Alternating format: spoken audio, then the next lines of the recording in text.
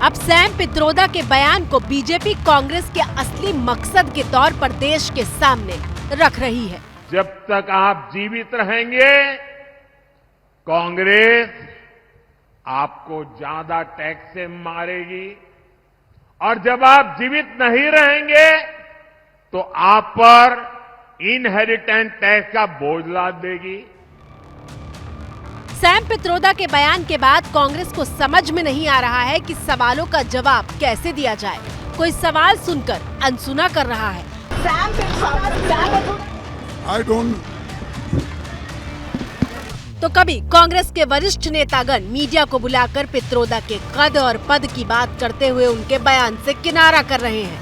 मैं साफ कह देना चाहता हूं, इस मामले पे जो पित्रोदा जी ने कहा है वो उनकी राय है, पर भारतीय राष्ट्रीय कांग्रेस का पोजीशन नहीं है, इंडियन नेशनल कांग्रेस का पोजीशन नहीं है।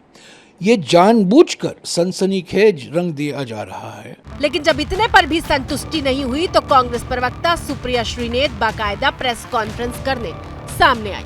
सैम पित्रोदा जी निहायत ही अच्छे इंसान हैं, बहुत सम्मानित व्यक्ति हैं, लेकिन उन्होंने जो बात कही है ये अपने परिवेश में जहां पर वो रहते हैं उसके बारे में कही है। ये कांग्रेस पार्टी की विचारधारा नहीं है, ये कांग्रेस पार्टी की पॉलिसी नहीं है। सैम पित्रोदा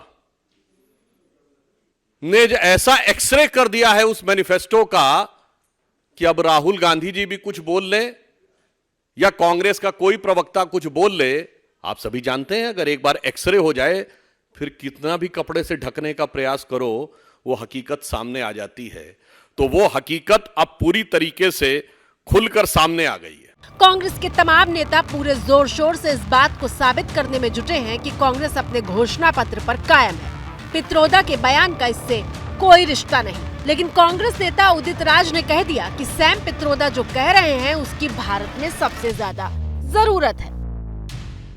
बीजेपी लोग चाहते हैं कि अमीर रहें बस, तो टैक्सेशन जो बहुत बड़े रिच है, जापान में या जर्मनी में देख लें 55% तक टैक्स है कुल टोटल मिला करके। तो वो जो पैसा जो वेल्थ है डेड वेल्थ मनी है, और हजारों करोड़ सैकड़ों करोड़ लाखों करोड़ पड़े हुए हैं, तो उस पर टैक्स थोड़ा सा लेकर के देश के विकास में, सड़क में, शिक्षा में, स्वास्थ्य में लग जाएगा और गरीबों को मुफ्त शिक्षा दे दिया जाएगा, तो क्या खराब है? इंडिया में ज्यादा होना चाहिए, यहाँ गरीबी ज्यादा है।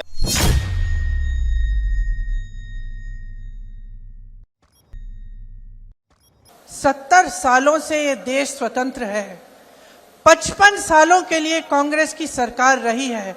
किसी ने आपसे सोना छीना, आपके मंगलसूत्र छीने। इंदिरा गांधी ने अपना सोना, जब जंग हुई थी, अपना सोना देश को दिया। मेरी मां का मंगलसूत्र इस देश को कुर्बान हुआ है। मंगलवार तक गेम पलटा नहीं था। चुनाव के माहौल में एक तरफ मोदी आरोप लगा रहे थे और प्रियंका गांधी अपने अंदाज में उसका जवाब दे रही थी। मंगलवार को प्रियंका गांधी ने बेंगलुरु की चुनावी रैली में ये बयान दिया था। रात में ही पॉलिटिकल कॉरिडोर में उनके जोरदार जवाब की चर्चा होने लगी थी, लेकिन बुधवार सुबह प्रियंका के बयान के हेडलाइन बनने से पहले ही सीन में सैम पित्रोदा आ गए। आसान भाषा में अगर बताएं तो सैम पित्रोदा कह रहे हैं कि अमेरिका में उत्तराधिकार टैक्स है। किसी की मौत के बाद सिर्फ 45% संपत्ति ही उसके बच्चों को ट्रांसफर हो सकती है। संपत्ति का बाकी 55% हिस्सा सरकार ले लेती है। भारत में ऐसा नहीं है, आम पब्लिक को कुछ नहीं मिलता। यह ऐसा मुद्दा है जिस पर चर्चा होनी चाहिए। ये सुपर रिच के बजाय आम पब्लिक के हित में है। अब कांग्रेस का कहना है कि वो इनहेरिटेंस टैक्स लगाएगी, माता पिता से मिलने वाली विरासत पर भी टैक्स लगाएगी। आप जो